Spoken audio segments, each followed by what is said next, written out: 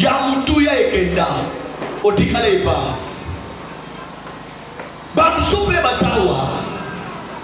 amoni mwana mobala lingie tesi kwa koshina ndeye analiele kaba yele besoka yena ngambo inako liberete me uteka devina yo parce que biba bi wina yo etikala nono esa nini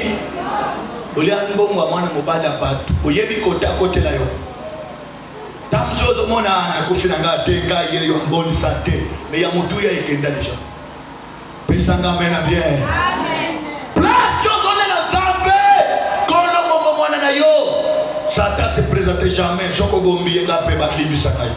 parce que dala nega zo yiba bongo ba dala nega shini bongo ba komoni songa Satan yanga problème zali samba lebi bala ndeko nanga ezana moto moko asietaka azokupola libuta pona yo ezana mwana mobali moko alila na kombo na yo ondima okobanda yo kenda kubala boto mususu ozambongo na ye okima olongwana kananga oyaki sasa milimo bakima kangote pesanga mena bien amen ndoki ata olali na kata ndako mabende azodusula zokota nde fina yo bandoki ne bakoma kojera ti oza ipavu tala ne botikala makambo nyose beba eza bandoki famille yo moko topesa porte fungwama point d'oso à délivrance Luka wabongisa ndé dimanche na benga kibana za il y a des choses les besoins va sauver chrétienté et bien baza o defa biloko ba basanya ba ba o defa so telisa miso munoko makasi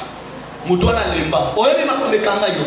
bana bakoma kubena bana bakoma mwa ikosila te mbongo nyoso lo sala koma kokenda hôpital et bien basaba sala ba commerce mais commerce sala ke daka poalia bon c'est que l'hôpital ni nos salles en réalité Bible le dit mon peuple prospéra toujours alléluia mais ayo ozoba baka ici kamoko Luka Nzambe a délivré vie na yo